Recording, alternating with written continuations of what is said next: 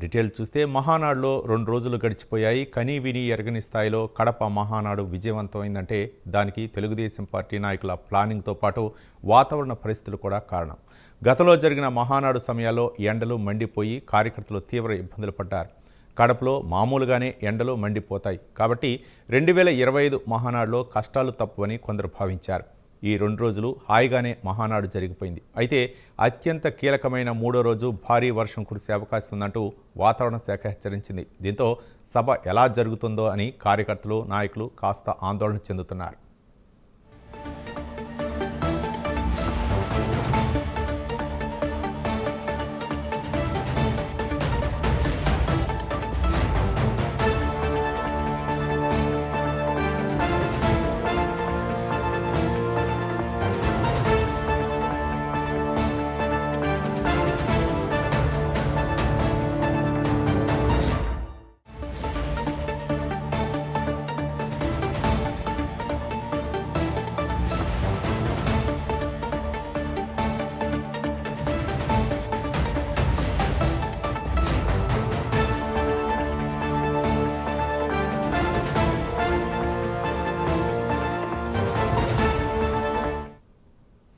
మహానాడులో 2 రోజులు గడిచిపోయాయి. కనీ విని ఎరగని స్థాయిలో కడప మహానాడు విజయవంతమైందంటే దానికి తెలుగుదేశం పార్టీ నాయకుల ప్లానింగ్తో పాటు వాతావరణ పరిస్థితులు కూడా కారణం. గతంలో జరిగిన మహానాడు సమయాల్లో ఎండలు మండిపోయి కార్యకర్తలు తీవ్ర ఇబ్బందులు పడ్డారు. కడపలో మామూలుగానే ఎండలు మండిపోతాయి కాబట్టి 2025 మహానాడులో కష్టాలు తప్పవని కొందరు భావించారు. ఈ 2 రోజులు హాయిగానే మహానాడు జరిగిపోయింది. అయితే అత్యంత కీలకమైన 3వ రోజు భారీ వర్షం కురిసే అవకాశం ఉందంటూ వాతావరణ శాఖ హెచ్చరించింది. దీంతో సభ ఎలా జరుగుతుందో అని కార్యకర్తలు నాయకులు కాస్త ఆందోళన చెందుతున్నారు.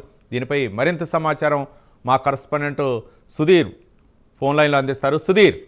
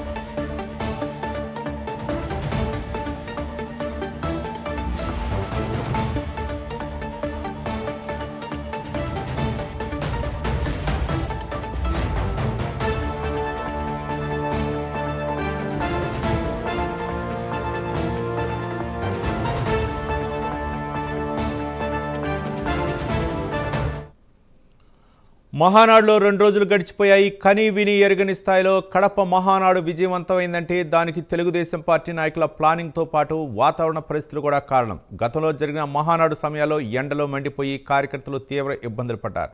కడపలో మామూలుగానే ఎండలో మండిపోతాయి కాబట్టి 2025 మహానాడులో కష్టాలు తప్పవని కొందరు భావించారు. ఈ 2 రోజులు హాయిగానే మహానాడు జరిగిపోయింది. అయితే అత్యంత కీలకమైన 3వ రోజు భారీ వర్షం కురిసే అవకాశం ఉందంటూ వాతావరణ శాఖ హెచ్చరించింది. దీంతో సభ ఎలా జరుగుతుందో అని కార్యకర్తలు నాయకులు కాస్త ఆందోళన చెందుతున్నారు.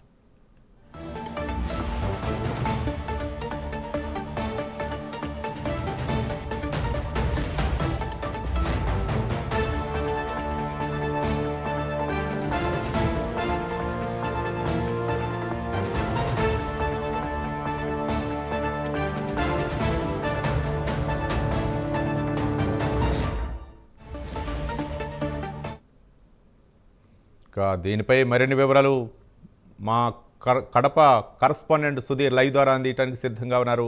సుధీర్,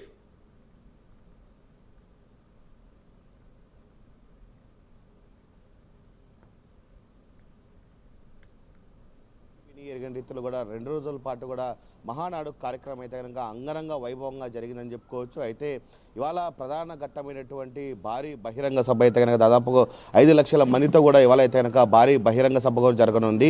అయితే ముఖ్యంగా చూసుకుంటే కనుక ఇప్పుడే కమలాపురం నియోజకవర్గంలోని పబ్బాపురం గ్రామంలో కూడా ఏదైతే మహానాడు కార్యక్రమం అయితే కనుక 2 రోజుల పాటు కూడా పూర్తి స్థాయిలో కూడా దిగ్విజయం జరిగింది. అలాగే మొదటి రోజు మనం చూసుకుంటే కనుక ఏదైతే ప్రతినిధుల సభలో కూడా దాదాపుగా ఇప్పటికే పలు అంశాలపైన కూడా పలు ప్రతిపాదనలు కూడా చేయడం జరిగింది. అలాగే 1వ తేదీ సాయంత్రం సమయంలో కూడా ఏదైతే ప్రధాన జాతీయ అధ్యక్షుడి పదవి కోసం కూడా పూర్తిస్థాయిలో కూడా వర్లా రామయ్య కూడా పూర్తిస్థాయిలో కూడా ఏదైతే నామినేషన్ ప్రక్రియ కూడా ప్రారంభించడం జరిగింది. అయితే నిన్నటి దినం కూడా మనం చూసుకుంటే కనుక 2వ రోజు కూడా పూర్తి స్థాయిలో కూడా పలు అంశాలు అలాగే రాయలసీమపై డిక్లరేషన్ పైన కూడా పూర్తి స్థాయిలో కూడా నారా చంద్రబాబు నాయుడు నారా లోకేష్ అలాగే పలు ఎమ్మెల్యేలు అలాగే మంత్రులు కూడా మాట్లాడడం జరిగింది. అయితే ముఖ్యంగా చూసుకుంటే కనుక ఏదైతే మళ్ళీ దాదాపుగా 43వ ఆవిర్భావ దినోత్సవంలో కూడా జాతీయ అధ్యక్షుడిగా కూడా పూర్తి స్థాయిలో కూడా మరోసారి అయితే కనుక నారా చంద్రబాబు నాయుడు కూడా ఏకగ్రీవుగా ఎన్నుకోవడం జరిగింది. మరోపక్క చూసుకుంటే కనుక ఏదైతే ఇవాళ ప్రధానంగా మనం చూసుకుంటే కనుక 3వ రోజు ఈరోజు దాదాపుగా మహానాడులో అత్యంత కీలకమైనటువంటి మహానాడు 3వ రోజు భాగంగా ఈరోజు పెద్ద ఎత్తున కూడా రాష్ట్ర నలుమూలల నుంచి కూడా అటు 5 లక్షల మంది కూడా ఈ మహానాడుకు వచ్చేందుకు కూడా వీలు ఏర్పాటు చేశారు. అయితే ఈ మహానాడు 3వ రోజుకి అయితే కనుక పూర్తిస్థాయిలో కూడా వాతావరణ శాఖ అయితే కనుక పెద్ద ఎత్తున ఎఫెక్ట్ కొట్టే అవకాశాలు అయితే కనుక పెద్ద ఎత్తున కనపడుతున్నాయి. అయితే మనం గతంలో ఎప్పుడు ఎన్నో చూసుకున్నటువంటి మహానాడులో అయితే కనుక పూర్తిస్థాయిలో కూడా భారీ ఎండలు మండే ఎండల్లో కూడా మహానాడు కార్యక్రమాలు జరిగాయి. ఇప్పుడు చూసుకుంటే కనుక పూర్తిస్థాయిలో కూడా వాతావరణ శాఖ మారిపోయి ఇప్పటికే కడప నగరం అంతా కూడా పూర్తిస్థాయిలో కూడా మబ్బులు కారు మబ్బులు కమ్ముకున్న పరిస్థితి అయితే ఉంది. అయితే ఈ మహానాడు మధ్యాహ్నం 2 గంటల నుంచి రాత్రి 8 గంటల కూడా జరగనుంది. ఈ నేపథ్యంలో కూడా వాతావరణ శాఖ హెచ్చరించిన నేపథ్యంలో కూడా పూర్తిస్థాయిలో కూడా ఇప్పటికే కొన్ని చోట్ల ఆ ప్రాంగణంలో అయితే కనుక భారీగా జర్మన్ షెఫర్డ్కి సంబంధించినటువంటి షెడ్లను కూడా ఏర్పాటు చేయడం జరిగింది. అయితే పూర్తిస్థాయిలో కూడా ఏదైతే భారీ వర్షం కనుక పడితే కనుక పూర్తిస్థాయిలో కూడా అక్కడ ఉన్నటువంటి ప్రదేశం ఏదైతే ఓపెన్ ప్లేస్ ఉందో ఆ ప్లేస్లో ఉన్నటువంటి ఆ ప్రజలు పూర్తిస్థాయిలో ఎక్కడికి వెళ్తారనే దానిపైన కూడా సర్వత్రా ఉత్కంఠ ఉందని చెప్పుకోవచ్చు. ఏదేమైనా సరే ఇవాళ సాయంత్రం జరిగేటువంటి భారీ బహిరంగ సభకు అయితే కనుక ఇప్పటికే పోలీసు అధికారులు అటు పెద్ద ఎత్తున కూడా ఏర్పాటు చేసిన పరిస్థితి ఉంది.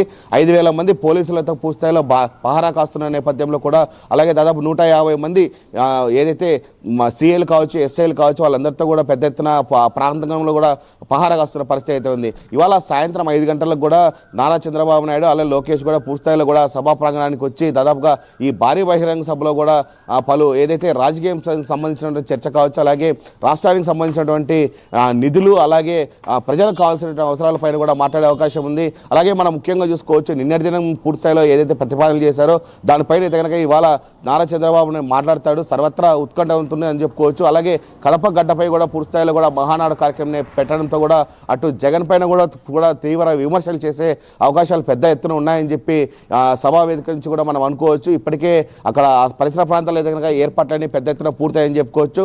సాయంత్రం 5 గంటల సమయంలో అయితే కనుక ఈ భారీ బహిరంగ సభ అయితే ఏర్పడని చెప్పుకోవచ్చు. అయితే మరోపక్క ఈ భారీ మహానాడు సభకి అయితే కనుక చివరి రోజు కావడంతో కూడా మహానాడుకు వర్షం ఎఫెక్ట్ అయితే కనుక పడే అవకాశాలు అయితే కనుక పెద్ద ఎత్తున మనం చెప్పుకోవచ్చు. Ravi right, thank you Sudheer.